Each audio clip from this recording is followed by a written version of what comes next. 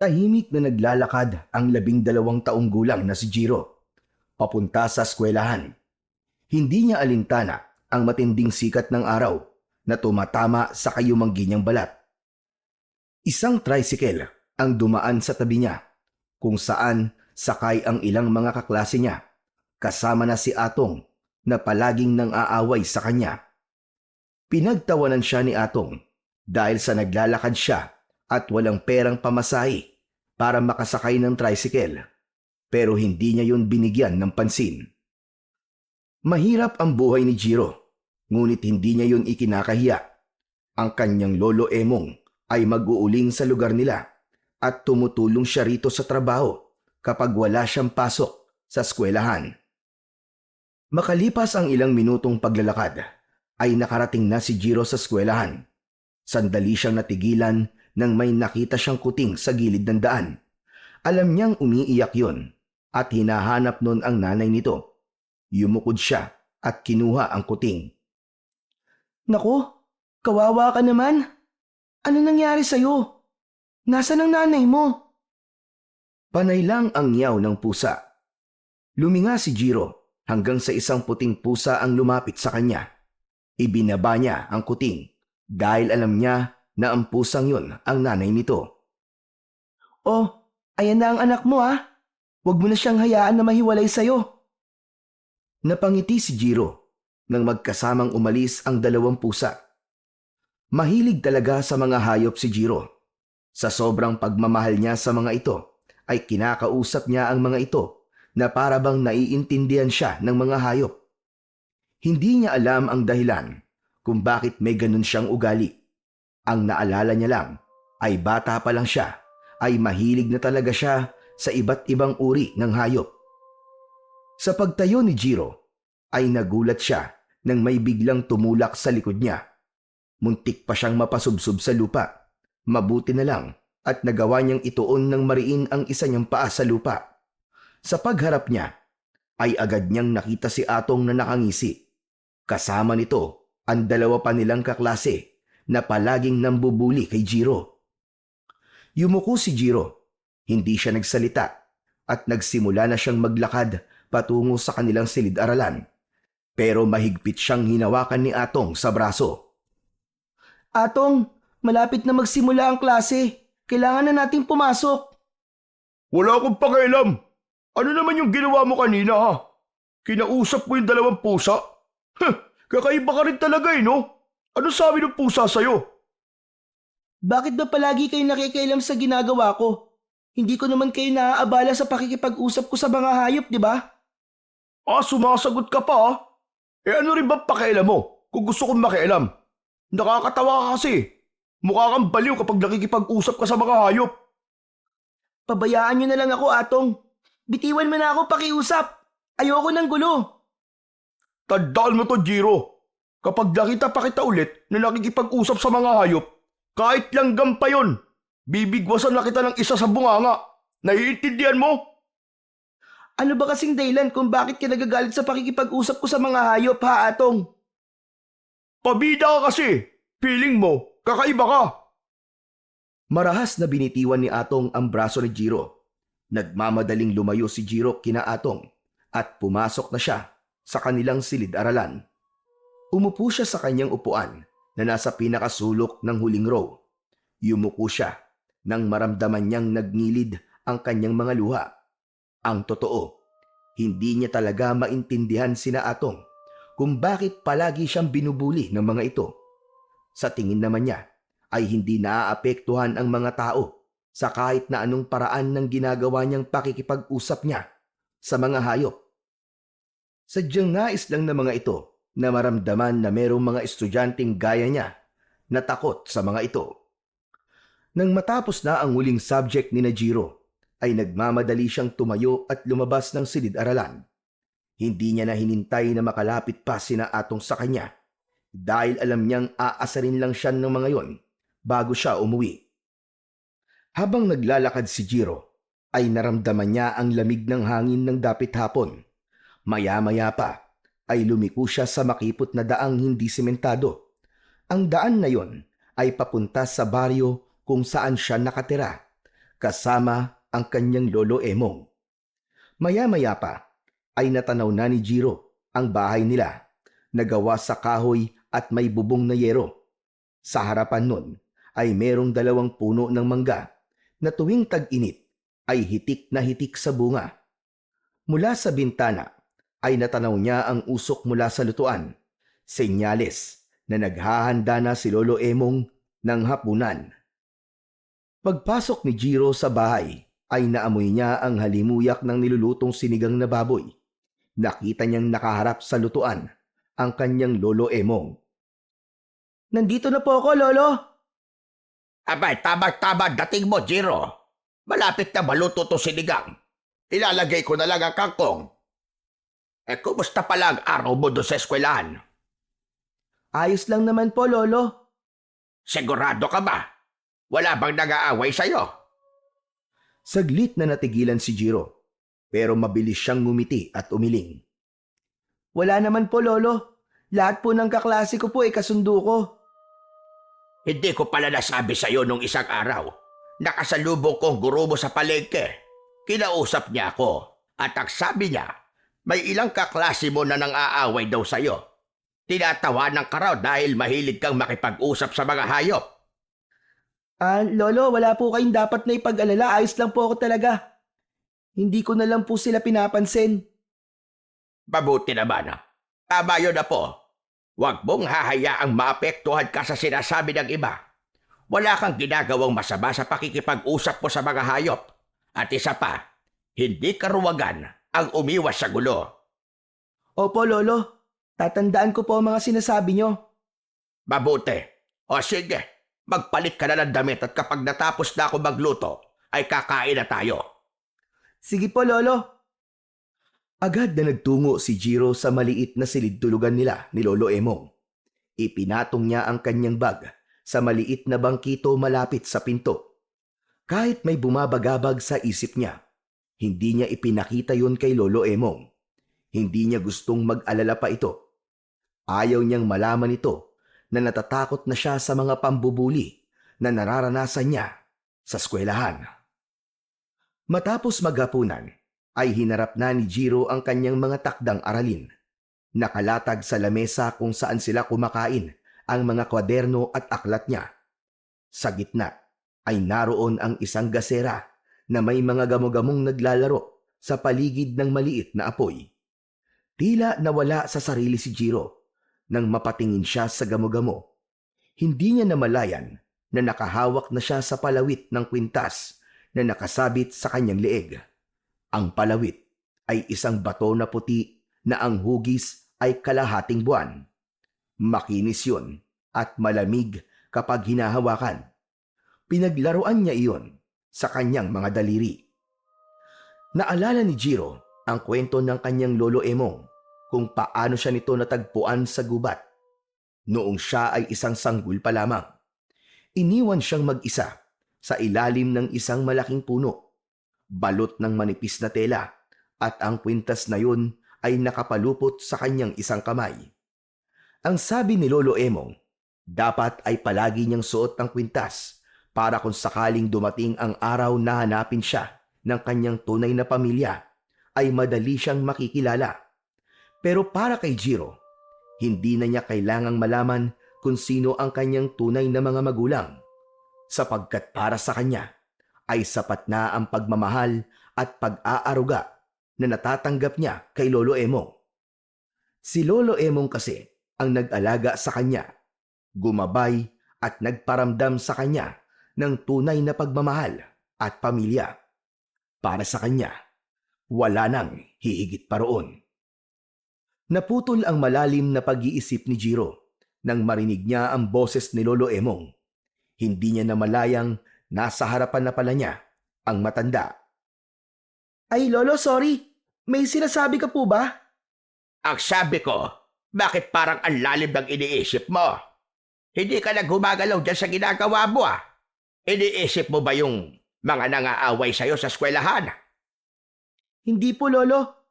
Iniisip ko lang po kung ano kaya ang dahilan ng mga magulang ko kung bakit po nila ako iniwan dun sa gubat."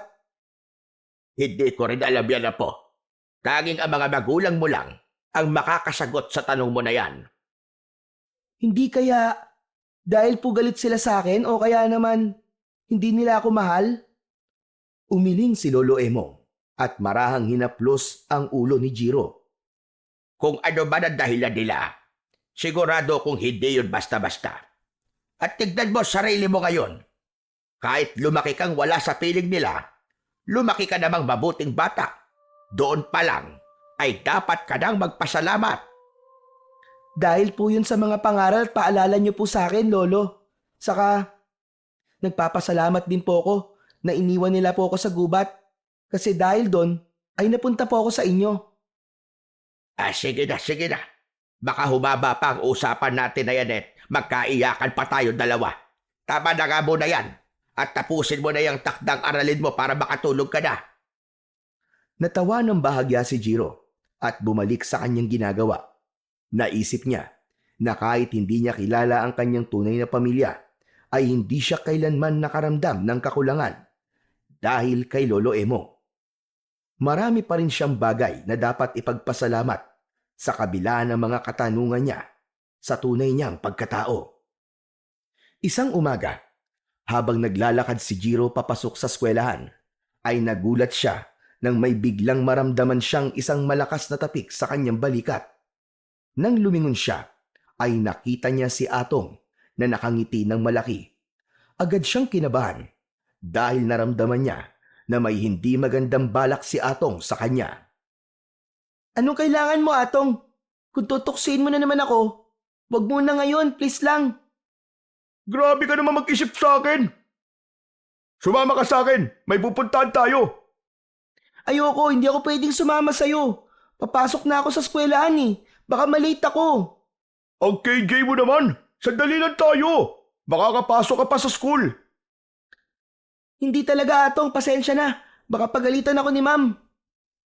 Naningkit ang mga mata ni Atong at bumuntong hininga. Bumakas sa mukha nito ang pagkainis. Sige, kung ayaw mo, bubugbugin na lang kita. Gusto mo ba yun, ha? Napalunok si Jiro. Alam niyang hindi biro ang banta ni Atong sa kanya. Ilang beses na niyang nakitang sinaktan nito ang iba nilang kaklase kapag hindi nasunod ang gusto nito. Kahit nais niyang panindigan ang kanyang pagtanggi, ay wala na siyang nagawa kundi ang sumama kay Atong. Tahimik siyang naglakad kasabay ni Atong palayo sa daan patungong eskwelahan. Ilang minuto lang ay nasa harapan na sila ng isang lumang bahay. Mataas ang bakod nun at sa harapan ay may isang malaking puno ng kaimito na hitik sa bunga. Anong gagawin natin dito, Atong? Ano pa? E di kukuha ng kaibito. Tignan mo, Jiro. Ang daming bunga, oh. Nagpaalam ka ba sa may-ari ng punong yan? Huwag ka nang madaming tanong. Dami mo satsat eh. Wala naman tao dito. Kaya wala makakahuli sa atin. Umakyat ka na, bilisan mo. Kasi baka dumating pa yung nakatira dyan. Ha? Bakit akong aakyat? Ikaw ang may gusto ng kay Mito, di ba? Saka ayoko, Atong. Pag nanakaw yan eh. Ang sabi ng lolo ko, masama magnakaw. Wala naman dito ang lolo mo eh. Kaya ayos lang yun. Ayoko talaga, Atong. Ikaw na lang ang umakyat. Papasok na ako sa school, ha? Aalis na sana si Jiro. Ngunit mahigpit na hinawakan ni Atong ang kanyang braso. Matalim ang mga mata nitong nakatingin sa kanya. Alam mo, ang dami mong arte sa katawan. Kapag sinabi kong aakyat ka, Jiro. O baka gusto mong dito pa kita gulpin? Nanginig sa takot si Jiro habang nakatitig kay Atong. Sigurado siya na kung hindi siya susunod ay sasaktan talaga siya nito. Napalunok siya at dahan-dahang umakyat sa bakod ng lumang bahay. Pagkasampa niya sa itaas, mabilis siyang bumaba sa bakuran at agad siyang sinundan ni Atong. Palinga-linga si Jiro. Kinakabahan siya dahil baka mamaya ay may makakita sa kanila. Ako na magbabantay sa ibaba. Iagis mo na lang sa akin yung mga bunga makukuha mo. Bilisan mo na, umakyat ka na! Napatingin si Jiro sa puno ng kaimito. Mataas yun, kaya medyo kinabahan siya. Pero wala na siyang nagawa, kundi simulan ang pag-akyat. Habang paakyat siya, ay nagulat siya sa malakas at walang tigil na pagtahol ng aso. Nakita nila sa gilid ng bahay ang isang malaking asong itim. Nakatali yon sa isang posting bakal. Tila nagising ito sa presensya nilang dalawa. Galit na tumatahol ang aso sa kanila at tila nais nitong makawala mula sa pagkakatali. Naku Atong, may aso! Umalis na tayo, baka lapain pa tayo niyan! Nakatali naman eh! Tumigil ka na nga sa kakareklamo mo! Bilisan mo na! Hindi tayo aalis dito hanggat wala tayong nakukuhang kay Mito! Walang nagawa si Jiro, kundi ituloy ang pag-akyat. Maingat niyang pinili ang matatabang sanga upang masiguro na hindi siya malalaglag. Hanggang sa marating niya ang bahagi ng puno na may pinakamaraming bunga. Kumuha siya ng mga hinog na kay Mito at isa-isang ibinato pababa kay Atong na mabilis namang sinalo nito. Ngunit hindi tumigil ang aso sa pagtahol. Lalong lumalakas ang tahol ng aso hanggang sa nakita ni Jiro na naputol na ang tali ng aso. Nanlaki ang mga mata niya nang sumugod ang aso kay Atong. Atong! Takbo! Bilis! Napasigaw sa takot si Atong. Nagmamadali itong umakyat sa bakod. Ngunit sa pagmamadali nito ay nakabitaw ito at bumagsak ito ng paupo sa lupa. Nang makita ni Jiro na ilang dipa na lang ang layo ng aso kay Atong, ay malakas siyang sumigaw. Wag! Tumigil ka! Biglang huminto ang aso na para bang naintindihan nito ang sinabi ni Jiro. Ngunit patuloy itong umangil habang ang mga mata ay nakapako pa rin kay Atong na nanginginig na sa takot. Mabilis na bumaba si Jiro mula sa puno. Lumapit siya sa aso at kinausap niya ito. Pasensya na. Alam kong mali ang ginagawa namin. Gusto lang kasi namin ng kay Mito. Pero wag kang mag-alala kasi aalis na kami. Basta't wag mo kaming sasaktan ha. Sige na, bumalik ka na sa pwesto mo. Tahimik na tumitig ang aso sa kanya. Tumalikod ito at bumalik sa tabi ng bakal na poste. Hindi na inisip muna ni Jiro kung paano niya nagawang mapasunod ang aso. Agad niyang tinulungan si Atong na makatayo. Hindi na ito umimik. Mabilis nilang inakyat ang bakod at tumalon sa labas. Matapos ang nakakatakot na pangyayari na yon, ay magkasabay nang naglakad sina Jiro at Atong papunta sa kanilang eskwelahan. Napansin ni Jiro ang pananahimik ni Atong. Nakatulala ito at bakas pa rin ang takot sa muka. Atong, ayos ka lang ba? Biglang tumigil si Atong sa paglalakad. Bago pa makapagtanong ulit si Jiro, ay nakita niyang namuo ang luha sa mga mata ni Atong.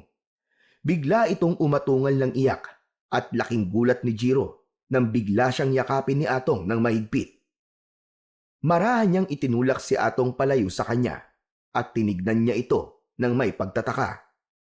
Hoy! Ano ka ba, Atong? Ano nangyayari sa'yo?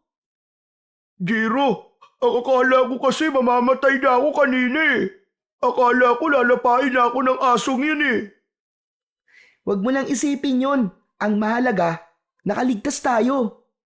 Jiro, salamat ah. Kahit palagi kitang inaaway at kahit lagi kitang tinutokso, iniligtas mo pa rin ako. Salamat! Sobrang bait mo talaga.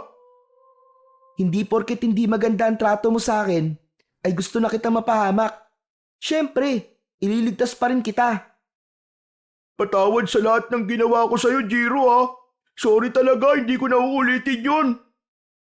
Atong, pinapatawad na kita. Hindi naman kasi ako nagtatanim ng galit sa isang tao eh. Salamat ulit, Jiro ah. Sobrang bait mo pala talaga at wala naman talaga akong dahilan para maging masama sa'yo. Nang iligtas mo ako kanina, napagtanto ko kung gaano ako kasama sa'yo noon. Tumingin si Atong kay Jiro habang bakas pa rin sa mukha nito ang pagsisisi. Kalimutan na lang natin yon, Atong. Gaya ng sinabi ko sa'yo kanina, hindi ako marunong magtanim ng galit. Hayaan mo, Jiro. Bilang ganti sa ginawa mong pagliligtas sa buhay ko, hindi na kita aawain kahit kailan. At kung may mga away sa'yo, Akong bahala sa kanila. Bubugbugin ko silang lahat. Gusto mo ba yon? Natawa ng bahagya si Jiro sa sinabing yun ni Atong. Atong, hindi mo na kailangan bugbugin ng mga nangaaway sa akin. Alam mo ba, na isa sa itinuro ng lolo ko sa akin na hindi sagot ang karahasan sa kahit na anong bagay. Saka, sigurado ko na wala na mga away sa akin. Kasi, ikaw lang naman ang umaaway sa akin eh. Okay na sa akin na naging magkaibigan na tayong dalawa ngayon. Kung yan ang gusto mo, sige. Susundin ko na lang. Maraming salamat, Atong ah. Tara na, baka malate pa tayo eh. Alam mo naman ng parusa kapag late sa first subject, di ba? Baka mapatayo tayo sa labas, ang init-init pa naman ngayon. Masayang nagpatuloy sa paglalakad ang dalawa. Nang sandaling yun, ay walang pagsidlan ng kasiyahan si Jiro. Hindi niya akalain na sa araw na yun ay magiging magkaibigan na sila ni Atong. Nang malapit na sila sa kanilang eskwelahan, ay muling nagsalita si Atong. Oo nga pala, Jiro. Paano mo nga ba nagawang mapahinto yung aso kanina na kakagatin sana ako? Paano mo siya napasunod sa sinabi mo? Sa totoo lang, Atong, hindi ko rin alam eh. Nagtataka nga ako. Parang naiintindihan niya ako, no? Hindi kaya may kapangyarihan ka? Baka kaya mo makipag-usap sa mga hayop. Ano ka ba, Atong? Imposible naman yun. Hindi ako isang engkanto o superhero, no? Baka malalang yung nangyari kanina o kaya naramdaman ng aso na wala naman talaga tayong balak na saktan siya. Hindi ba, ang sabi ng iba ay malakas ang pakiramdam ng mga aso at nararamdaman nila kung masama o hindi ang isang tao. Tumango-tango si Atong pero bakas pa rin sa mukha nito ang pagtataka. Bago pa sila magpatuloy sa usapan, narating na nila ang kanilang silid-aralan. Agad silang pumasok at naupo sa kani-kanilang mga upuan. Nang makaupo na si Jiro, ay tumingin siya sa labas ng bintana na nasa tabi niya. Hindi niya napigilang mapaisip kung ano ang totoong dahilan at tila naintindihan siya ng aso kanina. Pero dahil walang makuwang sagot, ay inalis niya na yon sa kanyang isipan. Napangiti na lang si Jiro dahil sa wakas ay tapos na ang mga araw na ibubuli siya ni Atong. Masaya siya na ang hindi magandang pagtrato sa kanya noon ni Atong ay nauwi sa hindi inaasahang pagiging magkaibigan nila. Simula ng araw na yon ay naging matalik na magkaibigan sina Jiro at Atong. Sa eskwelahan, palagi na silang magkasama. Sabay silang kumakain at nagtutulungan sa paggawa ng takdang aralin. Ang dating malupit at walang awa na si Atong ay unti-unting nagbago. Hindi na ito nangaaway at sa halip ay nagiging mapagprotektang kaibigan siya kay Jiro. Isang gabi, mahimbing na natutulog si Jiro sa tabi ni Lolo Emong nang bigla siyang magising dahil sa mahinang pag-ungol ng matanda. Nang lingunin niya ito, ay napansin niyang balot ng malamig na pawis ang noo ng kanyang lolo at bahagya itong nanginginig. Dinama niya ang noo at leeg nito at kinabahan siya dahil sobrang init ng kanyang lolo Emong. Napagtanto niya na mataas ang lagnat ng kanyang lolo. Agad siyang bumangon upang hanapin ang lalagyan ng mga gamot. Ngunit wala na yung laman kahit isa.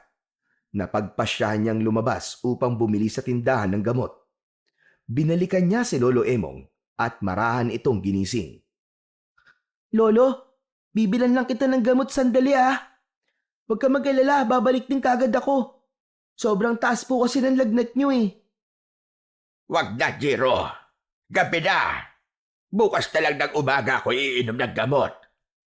Hindi po pwedeng hindi kayo makainom ng gamot ngayon, Lolo. Babalik din po ako kagad. Huwag po kayong mag-alala sa akin. Mabilis na kumuha ng barya si Jiro at lumabas na siya ng bahay. Tahimik ang paligid habang naglalakad si Jiro sa madilim na kalsada. Sarado na ang lahat ng tindahan sa kanilang baryo. Kaya napilitan siyang maglakad patungo sa kabilang baryo kung saan ay may bukas pang tindahan. Pagkatapos makabili ng gamot, agad siyang naglakad pabalik sa kanila. Mabilis ang kanyang mga hakbang dahil sa pag-aalala niya para sa kanyang lolo. Ngunit habang naglalakad si Jiro, ay nakaramdam siya ng kakaibang kilabot. Sa di kalayuan, may naaninag siyang mga nilalang na dahan-dahang naglalakad. Mahahaba ang mga braso ng mga yon, balingkinitan ang mga katawan, at may kakaibang kilos na hindi tulad ng mga normal na tao. Nagimbal siya nang mapagtanto na mga aswang ang mga yon. Natigilan siya sa takot at agad na nagtago sa silong ng isang bahay. Habang pigil ni Jiro ang kanyang paghinga sa silong ng bahay, ay napansin niya ang isang aso sa tabi niya. Nataranta siya at natakot na baka tumahol ito at makuha ang atensyon ng mga aswang. Dahan-dahan niyang tinapik ang ulo ng aso at bumulong. "Huwag kang maingay ha! Baka mamaya makita nila tayo!" Laking gulat ni Jiro nang tila naunawaan siya ng aso. Hindi nga ito tumahol kahit hindi siya nito kilala. Sa halip ay tahimik lang itong tumingin sa kanya. Nanatili si Jiro sa kanyang pinagtataguan at umasa siya na lilisan ang mga aswang nang hindi siya napapansin. Maya-maya pa ay sumilip si Jiro mula sa silong at nakita niya ang mga aswang na palapit sa bahay na kanyang kinaroroonan. Halos pigilan niya ang kanyang paghinga. Hindi siya gumalaw habang unti-unting lumalapit ang mga nilalang sa pinto ng bahay. Hanggang sa isang malakas na kalabog ang umalingaw-ngaw. Napapitlag si Jiro nang wasaki ng mga aswang ang pinto ng bahay.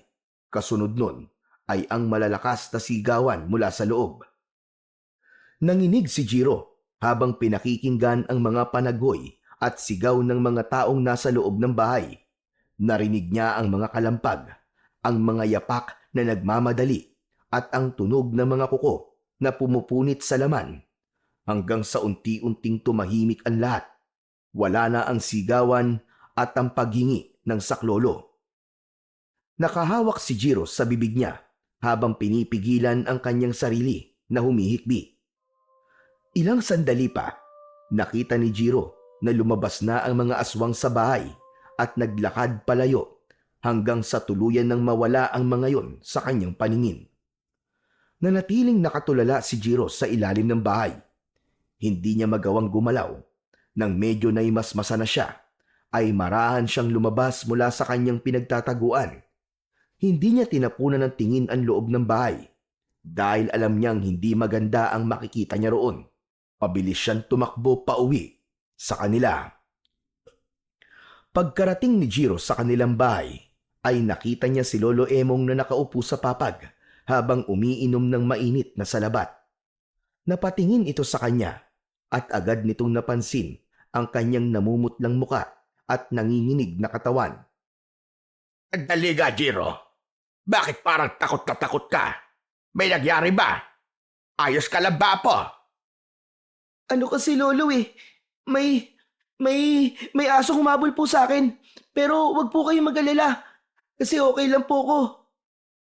Tinitigan siya ng matanda na para bang sinusuri kung nagsasabi siya ng totoo o hindi. Saglit itong nanahimik bago tumango. At sabi ko kasi sa'yo, delikado na lumabas ng 10 oras ng gabi. Butit nakabalik ka na maayos. Tumango si Jiro at agad niyang iniabot ang biniling gamot kay Lolo Emong. Kumuha siya ng isang baso ng tubig at inabot yun sa matanda. Ito po ang tubig, lolo. Inumin niyo na po ang gamot niyo. Kinuha yon ni Lolo Emong at agad na ininom ang gamot. Pilit nang ngumiti si Jiro, pero sa loob-loob niya ay hindi pa rin niya maalis sa isip niya ang nakitang karumal-dumal na pangyayari. Hindi niya alam kung kaya niyang sabihin yun kay Lolo Emong, pero nang sandaling iyon ay naisip niyang ilihim muna ang nangyari dahil baka mag-alala ang kanyang lolo. Nang sumunod na araw, nasa ilalim ng puno ng mangga na nasa likod ng isang lumang classroom si Jiro. Hawak niya ang isang banana cue at sa malamig na nasa plastic na merong straw. Hindi niya magawang kumain dahil ang isip niya ay patuloy na bumabalik sa nangyari noong nakaraang gabi. Nadidinig niya pa rin sa kanyang isipan ang makapanindig balahibong sigaw ng mga biktima ng aswang. Kahit anong gawin niya, hindi niya maalis-alis sa isip niya ang mga eksenang yon. Napalunok si Jiro at hindi niya namalayang nanginginig na ang kanyang kamay. Bigla namang dumating si Atong at umupo ito sa tabi niya. May dala rin itong banana cue. Kanina pa kita hinahanap eh. Sabi ko na nga ba't nandito ka lang? Hindi pinansin ni Jiro si Atong na natili siyang nakatingin sa kawalan habang patuloy sa pagsasalita ang kanyang kaibigan. Narinig mo na ba ang balita, Jiro? Alam mo ba, kagabi may isang pamilya raw na inatake ng mga aswang sa mismong loob ng bahay nila. Wala raw nakaligtas, patay lahat. Napalunok si Jiro. Narinig niya ang sinabi ni Atong, ngunit nanatili siyang walang imik. Nakakatakot na pala talaga ang lugar natin. Dati-rati, sabi lang na matatanda na may mga aswang daw dito. Pero ngayon, totoo na talaga. Gumagala na sila sa gabi. Hoy, kanina pa ako nagsasalita. Nakikinig ka ba? Nagising si Jiro sa malalim niyang pag-iisip. Agad siyang bumuntong hininga at bahagyang ngumiti ng pilit. Oo. Nakikinig ako, Atong. Parang hindi naman eh. Ano bang iniisip mo? Alam ko na yung nangyari kagabi. Ha? Paano? Kasi Atong, nakita ko sila. Yung mga aswang. Kagabi, pauwi na ako sa bahay nang may nakita ako mga aswang sa daan. Agad ako nagtago sa silong ng isang bahay. Akala ko ligtas na ako doon. Pero hindi ko alam na yung bahay na yun ang mismong papasukin ng mga aswang. Hala, totoo ba yung sinasabi mo?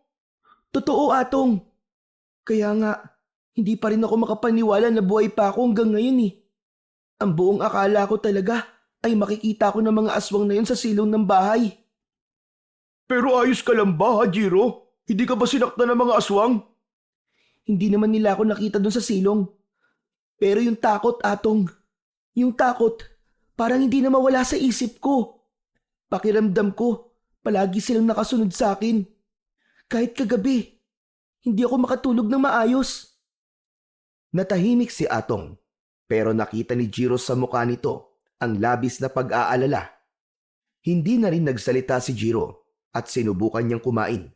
Nang tumunog na ang bell na hudyat na tapos na ang break time, ay magkasama silang bumalik sa kanilang silid-aralan. Tahimik na naglakad si Jiro pauwi sa kanilang bahay. Hanggang sa oras na yon ay nasa utak pa rin niya ang nangyari nung nakaraang gabi. Kahit kaunti ay hindi rin nabawasan ang takot na nakalukob sa buo niyang pagkatao. Pagdating ni Jiro sa kanilang bahay, nadatnan niya si Lolo Emong na naghihiwa ng mga gulay. Lumapit siya rito at nagmano. Lolo, bakit po kumilos na po kayo kaagad? Magpahinga na po muna kayo at ako na po ang tatapos niyan. Magpapalit lang po ako ng damit. Maayos na ang pakiramdam ko, Apo. Kaya ko na ito. Nakatulong din naman sa akin ng malaki yung pag-inom ng gamot kagabi. Maraming salamat. Oo nga pala. Alam mo na ba yung balita? May inatake daw ng aswang kagabi dito sa lugar natin. Yung pamilya ni Perneng. Aba, patay daw lahat maging yung dalawa nilang anak na binata. Nakakalungkot na isang gabi ay nawala silang lahat. Narinig ko na po ang balitang yan sa school, Lolo. May isa po akong kaklase na nagkwento sa akin. Nakakatakot na talaga ang panahon ngayon, Jiro. Hindi na lang sa masasamang loob dapat tayo matakot, kundi sa mga kampo ng kadiliman ng mga aswang. Pero mabuti na lang, at yung humabol sa'yo kagabi ay aso lang at hindi aswang. Talagang pinoprotektahan ka pa rin ng ating Panginoong Diyos, Jiro. Magpasalamat ka. Hindi nakasagot si Jiro. Hindi pa niya masabi sa kanyang lolo na muntik na siyang mapabilang sa mga napatay na mga aswang noong nakaraang gabi. Pero Jiro, ito tatandaan mo ha. Maaaring hindi pa yun ang huling beses na may aatake ng mga pesteng aswang na yun dito sa lugar natin. Kaya mag-iingat ka palagi. Huwag kang magpapagabi sa labas at huwag mong hahayaan na ikaw ang susunod nila maging biktima. Kung kailangan mong lumaban, Abay, lumaban ka! Ramdam ni Jiro ang takot sa boses ng kanyang lolo. Kahit hindi nito sabihin ng direkta, alam niyang takot din ito, gaya niya. Mula nang kumalat ang balita tungkol sa pamilyang pinaslang ng mga aswang, unti-unting binalot ng takot ang buong baryo. Sa pagsapit ng dapit hapon, nagmamadali nang umuwi ang mga tao sa kani-kanilang mga bahay. Wala nang nagtatangka na manatili sa labas kapag madilim na. Ang mga tindahan ay nagsasara ng mas maaga at maging ang mga bata ay hindi na pinapayagang maglaro sa kalsada kahit hindi pa lumulubog ang araw. Ang dating tahimik at payapang baryo ay napuno ng takot at pangamba, lalo na sa pagkagat ng dilim. Sa takot ng mga residente, nagpatayo ang ilan ng mga bakod na yari sa kawayan at matitinik na sanga upang protektahan ang kanilang mga bahay. Ang ilan ay nagsabit ng bawang sa kanilang pintuan, habang ang iba naman ay nag-iwan ng asin sa kani-kanilang mga bintana. Sa gabi, ang ilan ay nagsusunog ng gulong sa labas ng bahay dahil may paniniwala na ang ganung gawain ay makatutulong upang hindi sila lapitan ng mga aswang. Ngunit kahit na anong gawing pag-iingat ng lahat, isang bagay ang malinaw na wala nang nakakatulog ng mahimbing sa baryo ni Jiro. Isang gabi, biglang nagising si Jiro sa malakas na sigawan mula sa labas. Agad siyang napabangon at lumingon kay Lolo Emong. Nagawa niya ay napabalikwas din dahil sa kanilang narinig. May takot na napatingin si Jiro sa kanyang lolo. Lolo, ano nangyayari sa labas? Bakit may mga nagsisigaw ang mga tao? Mukhang umatake na naman ang mga aswang. Sandali, at sisiguraduhin kong hindi sila makakapasok dito. Tumayo si Lolo Emong mula sa papag at sumunod naman dito si Jiro. Lalo pang lumakas ang hiyawan ng mga tao. Bago pa sila makalapit sa pinto, ay bigla yung bumukas ng malakas at isang nakakatakot na aswang ang pumasok doon. Nanlilisik ang mga mata ng aswang at may tumutulong malapot na laway mula sa bibig nito. Umatras sila at mabilis na dinampot ni Lolo Emong ang itak na nakasabit sa dingding. Sinugod nito ang aswang pero naagaw ng aswang ang itak at malakas nitong itinulak sa sahig si Lolo Emong. Agad na lumapit si Jiro sa kanyang lolo. Tumakbo ka na, Jiro! Tumakas ka na! Iligtas mo ang sarili mo! Hindi, Lolo! Hindi po kita kayang iwan dito, Lolo! Sa isang iglap, dinakma ng aswang ang braso ni Jiro at Lolo Emong. Marahas silang hinila ng aswang palabas ng bahay. Halos hindi makapagsalita si Jiro sa sobrang bilis ng mga pangyayari. Sa labas, nagkalat ang mga tao na nanginginig sa takot habang nakaupo sa lupa. Wala nang nagawa ang maglolo, kundi ang maupo na rin. Sa harapan ng mga tao ay may isang mas malaking aswang na nakatayo. Mas matangkad kesa sa ibang aswang. May maitim na balat at matatalim na pangil. Naramdaman ni Jiro ang kaba sa kanyang dibdib nang magtagpo ang mga mata nila ni Atong na kasama rin sa mga biyag na naroon.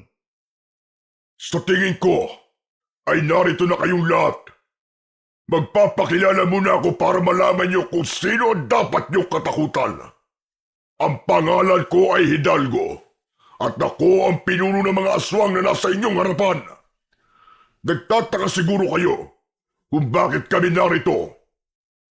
Isang babaylan ang nagsabi sa akin na nasa lugar na ito ang nag-iisang anak ng diwata ng buwan na si Libulan. At hawak ng anak niya na yon ang mutya ng asong gubat. Tahimik lang ang lahat at walang nagkaroon ng lakas ng loob na magsalita. May iba na nag-iiyakan habang magkayakap. Isa lang ang gusto kong mangyari. Isuko niyo sa akin ang anak ni Libulan o ibigay niyo sa akin ang mutya ng asong gubat. Hanggang hindi yun nangyayari, magpapatuloy ang aming pananalakay dito sa inyong lugar at marami pa ang magbubuwis ng buhay.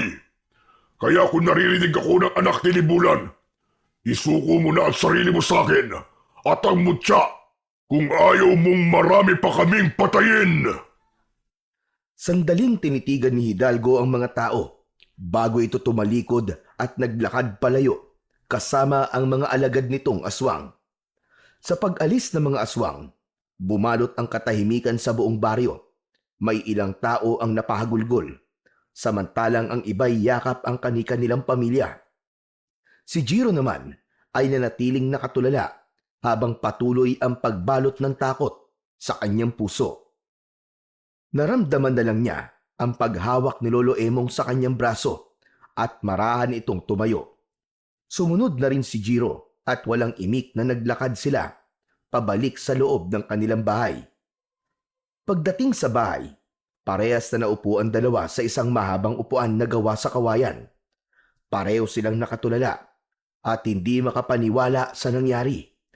Ang sigawan ng mga tao, ang matatalim na mata ng mga aswang, at ang mga sinabi ni Hidalgo ay paulit-ulit na bumalik sa isip ni Jiro. Lolo, sino po kaya yung tinutukoy ni Hidalgo na anak ng diwata ng buwan? Hindi ko alam po. Ngayon ko lang narinig ang tungkol sa diwata ng buwan na si Libulan. Maging ang sinabi niya na mutya ng asong gubat ay ngayon ko lang din narinig. Napabuntong hininga si Jiro. Lolo, ano nang gagawin natin? Dapat na po ba tayong umalis dito? Wala tayong iba mapupuntahan, Jiro. Wala tayong magagawa kundi manatili. Ang magagawa na lang natin ay panatilihing ligtas ang ating mga sarili. Lolo, paano po kung malaman niyo po kung sino ang anak ni Libulan? Isusuko niyo po ba siya kay Hidalgo? Sandaling natahimik si Lolo Emong. Tumingin ito sa malayo na para bang sinusukat ang bigat ng tanong ni Jiro. Hindi ko alam po. Mahirap mamili kung buhay ng isa o buhay ng mas nakararami. Hindi nakaimik si Jiro. Mas lalo siyang natakot sa posibilidad na baka isa sa mga kakilala o malapit sa kanya ang hinahanap ni Hidalgo na anak ni Libulan. Mariin niyang naikuyom ang kanyang mga kamay. Hindi niya alam kung ano ang mangyayari sa mga susunod pa na araw. Pero sigurado siyang simula pa lang yon ng bangungot sa kanilang baryo. Isang umaga, nasa loob ng kanilang silid-aralan si Jiro. Nakaupo siya habang nakatingin sa labas ng bintana. Wala pa ang guro nila, kaya maingay ang buong klase. May nagkwekwentuhan, may naglalaro. May ilan ding labas-pasok sa pinto. Bigla niyang nakita si Atong na papalapit sa kanya. Umupo si Atong sa bakanting upuan sa tabi niya. Oh, anong ginagawa mo rito? Baka dumating na si Ma'am. Late naman palagi yun si Ma'am eh. Sigurado ako na mamaya pa yung darating. May itatanong lang ako sa'yo, Jiro. Kilala mo ba kung sino sa baryo natin ang anak ng diwata ng buwan? Hindi ko rin kilala eh. Hindi ko alam. Wala akong idea kung sino. Kahit nga si Lolo Emong, wala ring alam sa bagay na yan eh. Alam mo bang halos lahat ng tao sa atin ay hinahanap na kung sino ang anak ni Libulan? Narinig ko na ang balak ng ibang tao ay maibigay yung anak ni Libulan pati yung mutya bago muling mangyari ang susunod na pagsalakay ng mga aswang. Biglang kinabahan si Jiro. Hindi niya maintindihan kung bakit, pero parang may bumara sa kanyang lalamunan. Pero sana kung sino man yung anak ni Libulan ay siya na mismo magsuko ng sarili niya kay Hidalgo para matapos na ang lahat ng ito. Natatakot na kasi ako sa susunod na pag-atake ng mga aswang sa lugar natin eh. Magsasalita pa sana si Jiro, pero hindi niya na nagawa nang biglang pumasok ang kanilang guro. Nagpaalam na si Atong at nagmamadali itong bumalik sa upuan nito na nasa unahan. Tahimik na napatingin si Jiro sa blankong pisara habang nag-iisip. Naintindihan niya kung bakit gano'n na lang kadesperado ang mga tao sa lugar nila na maibigay ang gusto ni Hidalgo. Ngunit hindi niya rin maintindihan kung bakit tila kinakabahan siya ng sobra. Sa paglipas ng mga araw, lalong lumala ang takot at pag-aalala ng mga tao sa baryo nila.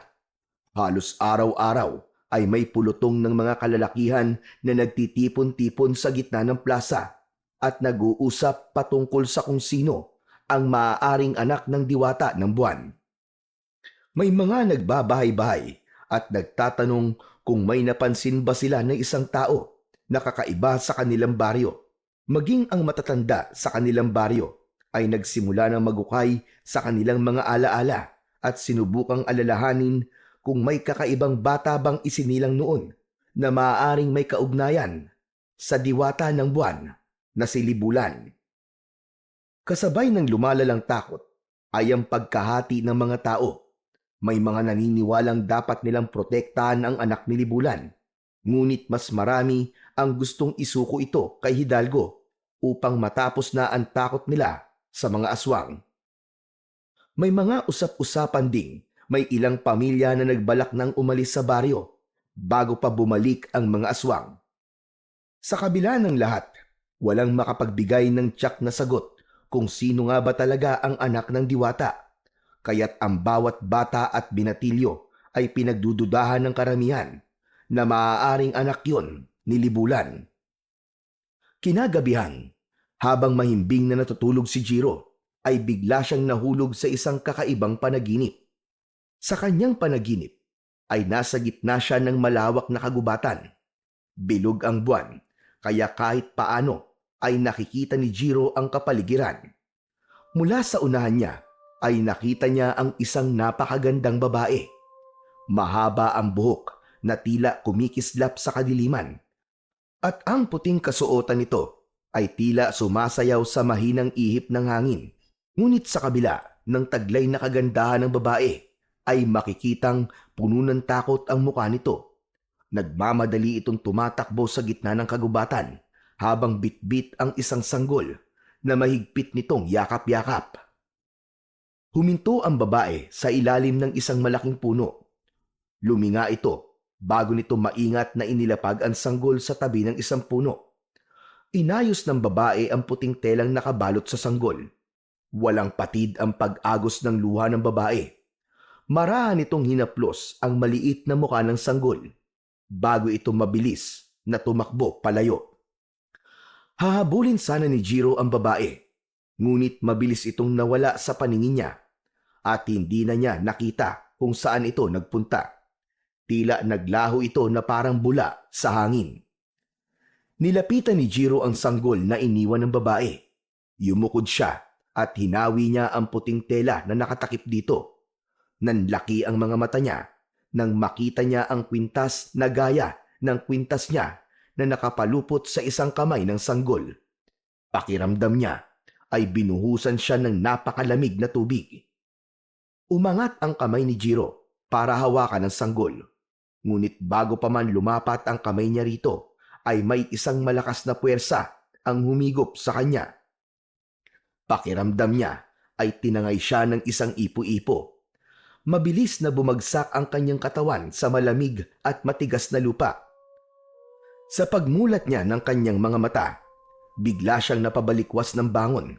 Labis siya nagtaka dahil wala na siya sa kanyang kwarto, kundi nasa gitna na siya ng kagubatan habang bilog ang buwan, gaya ng nasa kanyang panaginip. Teka, paano ako napunta rito? Palinga-linga si Jiro habang tumatayo. Pinakiramdaman niya ang paligid. Marahan siyang lumingon sa kanyang likuran at doon niya nakita ang parehong babae mula sa kanyang panaginip.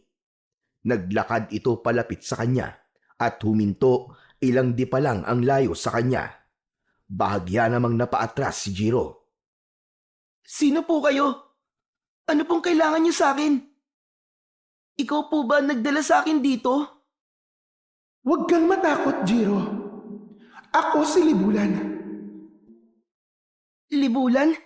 Ang diwata ng buwan? Niloloko niyo po ba ako? Totoo ang aking sinasabi sa'yo, Jiro.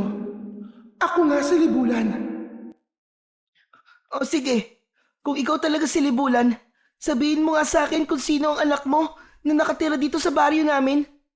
Kailangan na namin siya maisuko sa mga aswang para matigil ang pagsalaki at pagpatay nila sa lugar namin. Sandaling natahimik si Libulan. Matiim itong nakatingin kay Jiro, habang ang mahahaba nitong buhok ay sumasayaw ng mabagal sa hangin. Ikaw, Jiro. Ikaw ang aking anak na hinahanap ng mga aswang. Hindi! Hindi totoo yan! Hindi totoo ang sinasabi mo! Paano mo ako magiging anak? Isa kang diwata! Dahil ikaw ang iniwan kong sanggol noon sa gubat at ang suot mong kwintas, iniwan ko yan sa'yo bilang tanda na ikaw ay aking anak. Napalunok si Jiro nang hina ang kanyang tuhod, ngunit pinilit niyang manatiling matatag. Pinilit niyang sinabi sa kanyang sarili na hindi yun totoo. Hindi! Nagsisinungaling ka! Niloloko mo lang ako! Hindi ako anak ng isang diwata! Tao ako! Alam kong mahirap itong paniwalaan, pero nagsasabi ako ng totoo. Iniwan kita sa gubat dahil nais kang patayin ng mga kalahi kong diwata. Isang kasalanan sa amin noon ang magkaroon ng anak mula sa isang mortal. Pinili kong iligtas ka sa halip na ipaglaban ka. Nanginig ang mga kamay ni Jiro. May kirot siyang naramdaman sa kanyang dibdib. Sa pagkakataon na yon, ay hindi niya na napigilan ang umiyak. Nangihina siyang napaluhod. Naramdaman niya ang katotohanan sa sinabi ni Libulan. Lumapit si Libulan sa kanya. Yumuko dito at hinaplos siya nito sa kanyang pisngi. Nang magtama ang kanilang mga mata, ay naramdaman niya ang pagmamahal nito sa kanya. Parin mo ko, anak. Kinailangan kong gawin yon para iligtas ka. Hindi ko akalain na pansamantala lamang pala ang kaligtasan mo sa mundo ng mga tao dahil may mga aswang na nais kunin sa'yo ang mutya ng asong gubat. Ano? Nasa akin ang mutya ng asong gubat? Oo, Jiro. Sanggol ka pa lang ay tangan mo na ang mutya ng asong gubat. Ang kwintas na suot mo, yan ang mutya ng asong gubat. Hinawakan ni Jiro ang palawit ng kanyang kwintas at mataman niya itong tinitigan. Hindi siya makapaniwala na ang bagay na yon ang hinahanap ng mga aswang na maaaring magligtas sa baryo nila at sa lahat ng taong nakatira doon. Kung ganon, ano pong dapat kong gawin? May dalawa kang pagpipilian, anak. Maaari kang sumama sa akin sa mundo ng mga diwata. Kapag ginawa mo yun, magagawa kong buuin ang dugo mong diwata. Magiging isa kang ganap na nilalang ng liwanag. At hindi ka na mahahabol pa ng mga aswang. Ano po yung isa kong pagpipilian? Maaari kang manatili sa mundo ng mga mortal upang harapin ang mga aswang at ipaglalaban mo ang mga mahal mo sa buhay. Natahimik si Jiro. Sa isipan niya, naisip niya si Lolo Emong at si Atong na nag-iisa niyang kaibigan. Bukod doon, ay naisip niya rin ang mga tao sa baryo nila na patuloy na nabubuhay sa takot at pangamba. Kung pipiliin ko po manatili rito, paano ko po lalabanan si Hidalgo? Ang sagot ay nasa kwintas mo, anak. Ang mutya ng asong gubat. Isa itong sandata laban sa kasamaan. Ngunit nasa iyo kung paano mo ito gagamitin. Kung ganun po, paano ko magagamit ang mutya ng asong gubat para labanan po mga aswang? Ang mutyang yan ay hindi pangkaraniwan. Isa itong makapangyarihang mutya na may natatanging kakayahan. Ano pong ibig niyong sabihin? Sa oras na magising, ang kapangyarihan nito ay magiging mas malakas ka at mas mabilis kumpara sa isang normal na tao. Lahat ng sandata na iyong hahawakan ay magiging makapangyarihan. Magagawa mo maunawaan ang lahat ng uri ng hayop. Kung dati, ikaw lang ang nakikipag-usap sa kanila, ngayon ay makakausap mo at maiintindihan sila. At hindi lang yon, magkakaroon ka rin ng kakayahang maganyong lobo o isang asong gubat kapag bilog ang buwan. Sa anyong yon, mas magiging malakas ka at mas makapangyarihan. At kapag tuwing bilog ang buwan, mararating mo ang rurok ng iyong kapangyarihan. Napalunok si Jiro. Hindi niya alam kung matutuwa ba siya o matatakot sa dami ng kayang gawin ng mutya ng asong gubat. Hindi niya kailanman inakala na may ganun pala siyang kakayahan. Ngunit dahil sa mga nalaman niya tungkol sa mutya ng asong gubat, ay isang bagay ang kanyang napagtanto. Hindi pala talaga pwedeng mapunta kay Hidalgo ang mutya. Tama ka, anak. Kung mapupunta ito sa kanya, gagamitin niya lang ito sa kasamaan. At huwag kang maniwala sa kasinungalingan niya. Natitigil siya sa pagsalakay sa inyong baryo kahit makuha niya ang mutya. Magpapatuloy pa rin siya sa kanyang layunin na magasik ng lagim, hindi lang sa baryo niyo, kundi sa iba pang mga lugar. Kung ganon, wala na talaga akong ibang pagpipilian. Hindi ko hahayaang mapunta sa kanya ang mutya. Hindi ko hahayaang sirain nila ang baryo namin. Buo na ang desisyon kong manatili rito upang labanan sina Hidalgo. Hindi na ako nagulat sa pinili mo, Jiro.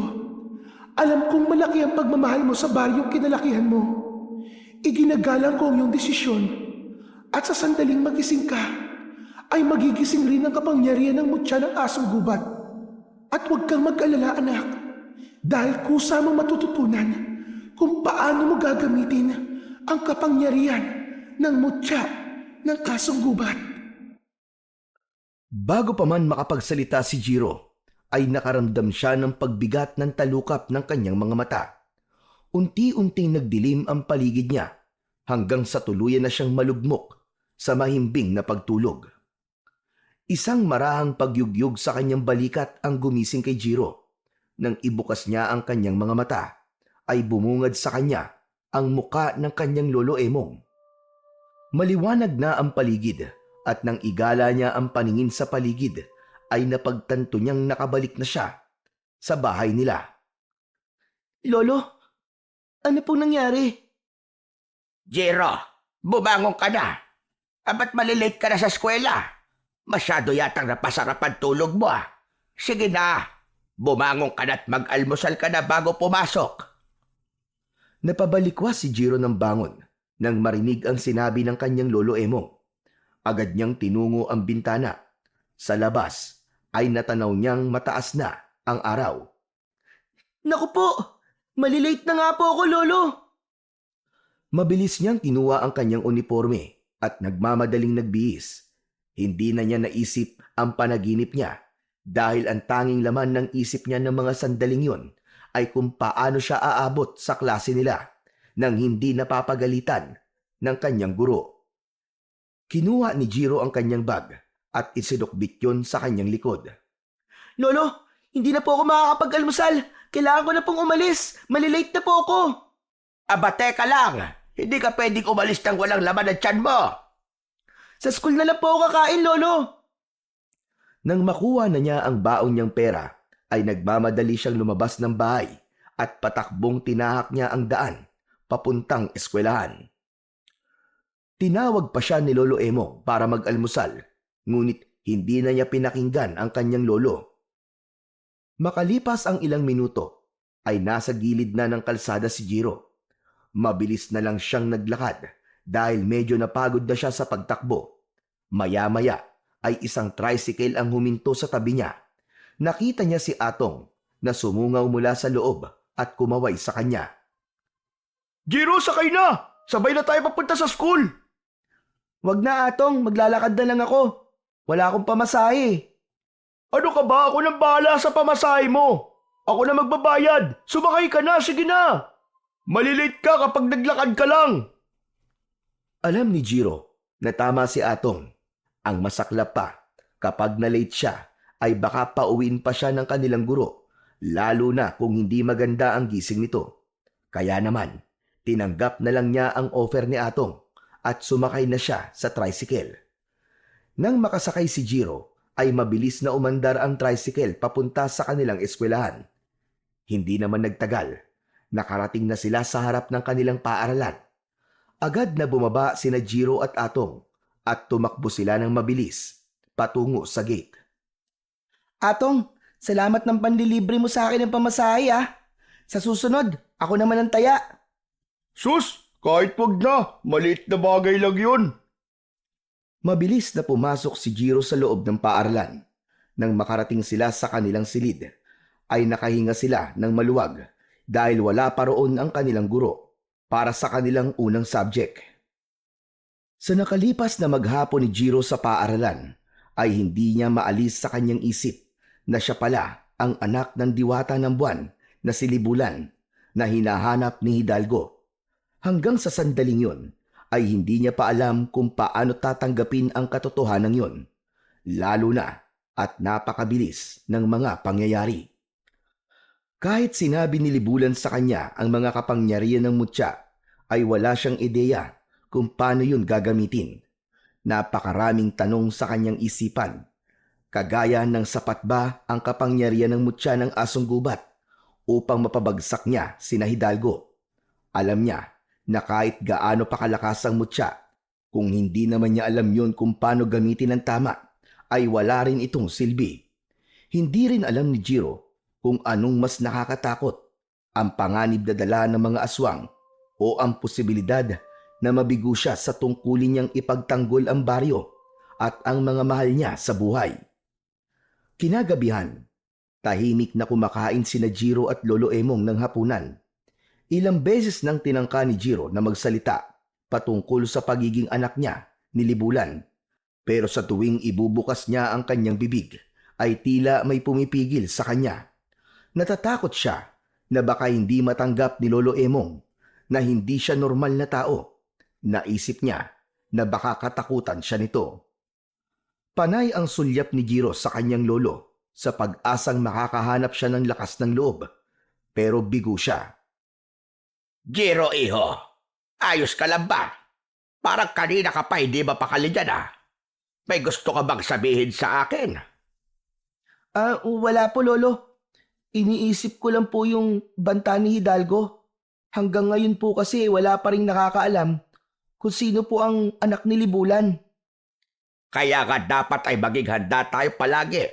Dahil sigurado ako na anumang oras ay aatake na naman ang mga aswang dito sa baryo natin. Hindi na nagsalita pa si Jiro hanggang sa matapos na silang kumain. Habang naghuhugas si Lolo Emong ng pinagkainan nila, ay naging abala na si Jiro sa pagsagot ng kanyang mga takdang aralin. Ngunit wala roon ang kanyang atensyon, kundi sa pag-iisip kung paano niya gagamitin ang mutya ng asong gubat kung sakaling muling umatake sina Hidalgo. Maya-maya pa ay nagkatinginan sina ni Jiro at Lolo Emong nang may marinig silang sigawan mula sa labas. Bukod doon ay umalingaw-ngaw din ang nakakatakot na pag-angil ng mga aswang.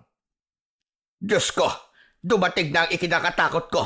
Umatake na naman ang mga aswang. Agad na naisip ni Jiro na yun na ang tamang pagkakataon para subukan niya ang kapangyarihan ng mutya ng asong gubat. Kaya lang ay hindi niya alam kung paano niya yun gagamitin, gayong magkasama sila ni Lolo Emong. Hindi siya handa na malaman ito na siya ang anak ng diwata ng buwan. Mabilis na lumapit si Lolo Emong kay Jiro. Mahigpit niya tong hinawakan sa kamay. Ano pong gagawin natin, Lolo? Magdadasal tayo. Yun lang ang kaya natin gawin sa ngayon. Magkasabay silang lumuhod sa harap ng kanilang maliit na altar. Habang taimtim na nagdarasal si Lolo Emong, ay panay ang linga ni Jiro sa paligid. Patuloy ang kaguluhan sa labas ng kanilang bahay at patuloy rin si Jiro sa pag-isip ng paraan kung paano siya makakatakas. Ilang minuto na ang lumipas pero wala pa ring tigil ang sigawan ng mga tao sa labas. May mga humihingi ng tulong at may mga umiiyak. Tumingin si Jiro kay Lolo Emong na mariing nakapikit habang patuloy na bumibigkas ng panalangin. Naisip niya na wala na siyang mapagpipilian kundi ang umalis at lumabas sa kanilang bahay upang matulungan niya ang mga tao. Mabilis na tumayo at tumakbo palabas ng bahay si Jiro. Labis na nagulat ang lolo niya sa kanyang ginawa. Jiro! Saan ka pupunta? Abay, pambihira kang bata ka! Bumalik ka rito! Narinig ni Jiro ang sigaw ng kanyang lolo, ngunit hindi siya lumingon. Hindi siya huminto sa pagtakbo dahil ang tanging nasa isip niya ay ang labanan ang mga aswang. Mabilis siyang nagtungo sa likod ng kanilang bahay at tinungo niya ang makapal na talahiban. Hindi niya alintana ang matatalas na dahon na humihiwa sa kanyang balat. Tumakbo siya ng tumakbo hanggang sa marating niya ang kagubatan. Patuloy na tumakbo si Jiro hanggang sa naisipan niyang huminto. Paglinga niya sa paligid ay napansin niyang tahimik na nakamasid sa kanya ang halos lahat ng hayop sa gubat. Mga kwago sa sanga, mga usa sa pagitan ng mga puno, mga asong gubat, at iba't ibang uri ng ibon, baboy ramo, ahas, at kung ano-ano pang mga hayop. Tila naroon ang lahat ng hayop upang magbigay sa kanya ng suporta sa kanyang gagawin. Tumingala si Jiro at nasinagan siya ng liwanag mula sa bilog na buwan. Naalala niya ang sinabi ni Libulan na mas magiging malakas siya kapag bilog ang buwan. Sa pagkakataon na yon, ay hinawakan na ni Jiro ang mutya ng asong gubat na nakasabit sa kanyang leeg. Mahigpit niya tong pinisil at naramdaman niya ang init nun sa kanyang palad. Kailangan kita! Tulungan mo ko! Nakikiusap ako sa iyo, mutya. Ipakita mo sa akin ang iyong lakas. Kailangan kong tulungan ang mga tao sa aming baryo. Hindi ko sila maaaring pabayaan. Biglang lumiwanag ang mutya at ang liwanag na yon ay unti-unti siyang nilamon. Naramdaman ni Jiro ang mainit na enerhiya na gumapang sa buo niyang katawan. Naging malalim ang paghinga niya, kasabay ng pagbilis ng tibok ng kanyang puso. Naramdaman niya ang pagsikip ng mga kalamnan niya at ang pagbanat ng lahat ng parte ng kanyang katawan. Napayuko si Jiro, parang may kung anong napupunit sa loob niya, ngunit hindi siya nasasaktan. Pakiramdam niya ay lumalakas siya, lumalaki, at nagbabago. Ang mga daliri ni Jiro ay dahan-dahang humaba, habang ang mga kuko niya ay tumulis na parang mga matatalas na patalim. Ang balat niya ay tinubuan ng malambot ngunit mahahabang puting balahibo. Naramdaman niya ang pagtalas ng kanyang pandinig, pandama at paningin. Hanggang sa sumabog ang liwanag at tuluyan nang natapos ang pagbabagong anyo ni Jiro. Tuluyan na siyang naging isang asong gubat na may puting balahibo. Marahan siyang tumayo sa kanyang 4 na paa. Ang katawan niya ngayon ay puno ng lakas at kapangyarihan na alam niyang magagamit niya sa pakikipaglaban sa mga nilalang na kung tawagin ay aswang. Huminga si Jiro ng malalim at isang malakas na alulong ang kanyang pinakawalan. Tumingin siya sa direksyon kung saan naroon ang kanilang baryo at mabilis siyang tumakbo sa direksyon na yon. Sa bawat takbang niya ay ramdam niya ang kakaibang lakas na meron siya. Habang palapit si Jiro sa baryo, ay naamoy niya kagad ang lansa ng dugo sa hangin. Narinig niya ang iyakan ng mga tao, ang pagtili ng mga bata, at ang nakakapanindig balahibong halakhak ng mga aswang. Nang makarating na si Jiro sa baryo, ay bumungad sa kanya ang kaguluhan. Ang mga aswang ay nagwawala, sinisira ang mga bahay at inaatake ang mga tao. Mabilis na nagpunta sa gitna si Jiro at lahat ay napatingin sa kanya. Takot ang bumakas sa mukha ng mga tao nang makita siya ng mga ito, habang ang mga aswang naman ay huminto sa pag-atake. Naramdaman niya na nasindak ang mga aswang sa kanya. Mula sa kumpul ng mga aswang ay lumabas si Hidalgo. May malapad na ngiti ito habang matiim na nakatingin sa kanya. Sa wakas, nagpakita na rin ang anak ni Libulan. Hindi na natin kailangan maglaban. Ibigay mo lang sa akin ang mutya ng asong gubat. Kapag ginawa mo yun, ay hihinto na kami sa aming pag-atake at wala nang mamamatay. Naningkit ang mga mata ni Jiro. Alam niyang kasinungalingan lang ang sinasabi ni Hidalgo. Kaya naman, isang malakas na alulong ang pinakawalan niya bilang hudyat ng pagtutol niya sa sinabi ng pinuno ng mga aswang. Hindi na hinintay ni Jiro na muling magsalita si Hidalgo at buong bilis siyang sumugod dito. Nagliyab sa galit ang kanyang puso. Ang lupa ay yumanig sa bigat ng kanyang hakbang. Ngunit bago pa siya makalapit kay Hidalgo, ay ilang aswang ang sumulpot mula sa kung saan at humarang sa kanya. Isang aswang ang lumundag patungo sa kanya. Mabilis siyang umikot at sinipa niya ito gamit ang mga paa niya sa likuran. Tumalsik ang aswang at bumagsak ito sa iba pang mga aswang. Muli siyang humarap at isa pang aswang ang sumugod sa kanya. Agad niya tong inundayan ng isang matalim na kagat sa leeg. Naputol ang ulo nito at agad itong bumagsak sa lupa. Dalawa pang aswang ang umatake mula sa kanyang tagiliran. Ngunit mas mabilis si Jiro kumpara sa mga yon. Umiwas siya at inilusot ang sarili sa pagitan ng mga ito at kinalmot niya gamit ang kanyang matatalas na kuko. Bumaon yun sa dibdib ng dalawang aswang. Napasigaw ang mga yon sa labis na sakit.